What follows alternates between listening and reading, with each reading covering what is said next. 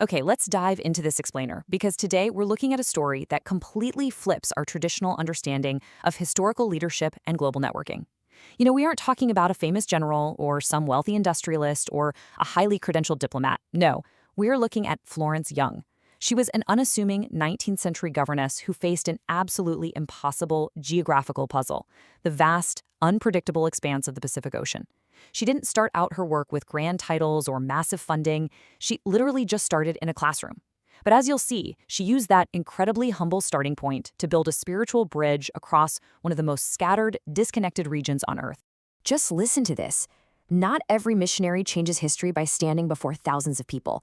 Some change history by training the people who will reach thousands. Man, that idea right there, that is the absolute core of Florence Young's genius. Back in an era where the standard practice was for foreign leaders to just stand on a stage and speak down to crowds, Florence realized that true reach required a massive paradigm shift. She shifted the whole model away from foreign dependence and directly toward local empowerment. Section 1. A governess becomes a bridge. So to really understand Florence, you have to understand her roots. She was born in Australia back in 1856 to a family with strong Christian convictions tied to the Brethren movement. And because her family had ties to missionary work, she didn't just look at the Pacific Ocean as a blank spot on a map. From the time she was a child, she was hearing stories about the people living on these incredibly scattered islands. She was privately educated, and by the 1880s, she brought that exact background into the Queensland Kanaka Mission work, which we'll unpack more in just a second. From there, her vision just scaled up dramatically. I mean, it led to the deployment of a whole missionary ship called the Flying Angel, moving right across the Pacific. Finally, by the time of her death in 1934, she leaves behind this incredibly lasting leadership legacy. We're literally tracking the evolution of a privately educated child who becomes the architect of a massive cross-cultural network. And, Florence possessed a highly specific skill set. She was a governess. Now, in the 19th century, a governess wasn't just a babysitter, right? She was responsible for education, discipline, moral instruction, and overall personal development. These exact duties gave Florence the perfect toolkit. She knew how to teach, how to organize, how to communicate, and deeply understand people. Sure, she lacked formal theological degrees, but she had practical interpersonal skills that the formally trained academic leaders of her day simply did not have. Section 2. The Challenge of the Pacific. Taking those governess skills out of a cozy Australian living room and applying them to a global mission field was no small feat. When Florence started her work in the 1880s, the logistical and cultural barriers were literally ocean-sized. First off, just the geography. We're talking enormous distances of ocean and numerous, widely scattered islands. Then you've got the communication barriers, highly diverse languages, and vastly varied literacy levels. And finally, the human element. Florence began working with the Queensland Kanaka Mission.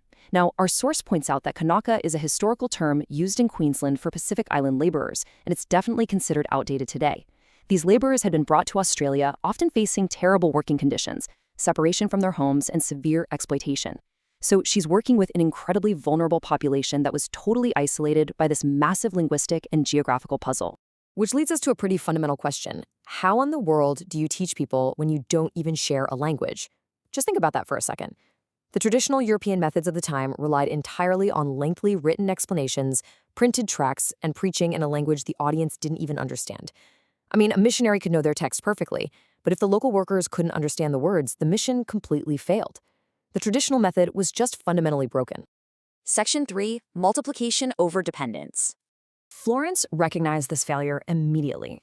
She realized that Western-style classroom education just wasn't the answer here. She needed a strategy that empowered Indigenous leadership. And this brilliantly illustrates the difference in their approaches. The traditional method had foreign missionaries preaching to crowds, relying way too much on written explanations, and ultimately creating a system where locals were completely dependent on European leaders. Florence's method flipped this entirely. She utilized simple visuals and everyday objects, taught local believers so they could go out and teach 10 others, and created true Indigenous empowerment. She wanted the Pacific Christians to become the messengers themselves, a real teach-the-teachers approach. So here are the exact steps she put into practice to make this happen. Step 1, use simple visual lessons. We're talking pictures, objects, repetition, things that completely bypass those varying literacy levels. Step 2, teach the core message clearly. Step 3, pray with people, which built genuine, trusting relationships. And Step 4, the absolute most critical piece of the puzzle, train others to teach. Because she used this method, the Christian message could travel so naturally. A mother could teach her children. A worker could teach his peers. It moved directly through existing local relationships rather than relying on some foreign outsider. Section 4. The Flying Angel Ministry. Once she solved that tricky language puzzle, Florence had to tackle the geography. Her network was growing fast, extending to the incredibly remote Solomon Islands and even beyond. That meant the mission couldn't be restricted to just one physical location anymore. Enter the Evangel, famously known as the Flying Angel. Now, this wasn't just a boat. It was a brilliant logistical innovation. Florence looked out at the vast, terrifying Pacific Ocean and decided to completely change how it was utilized. Instead of viewing the ocean as this isolating barrier that kept people apart, the Flying Angel transformed the water into a highway. It connected Christian workers, transported resources, encouraged those isolated teachers, and linked believers from island to island. But, as you can imagine, a ship like that doesn't just run itself. Sustaining a movement of this scale was an immense undertaking. It required education, constant communication, reliable transportation, funding, prayer, and above all else, relationships. Florence worked largely behind the scenes.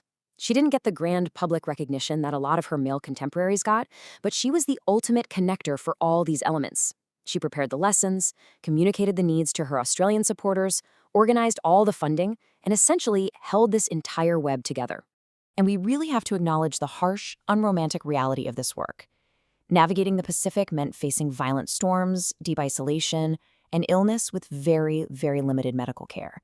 It meant working through difficult cultural misunderstandings and dealing with communication delays to Australia that could literally take weeks or even months. Maintaining this network required an immense, almost unfathomable level of persistence. Behind every single successful local teacher were years of Florence's behind-the-scenes encouragement and relentless logistical problem-solving. Section 5. A lasting leadership legacy. Florence Young passed away on May 2, 1934, but the spiritual bridge she built long outlived her. So the crucial point is that her ultimate impact was a total paradigm shift. Before Florence, the big question was always, how can foreign missionaries reach these people? Florence changed the question entirely. She asked, how can these people be equipped to reach one another?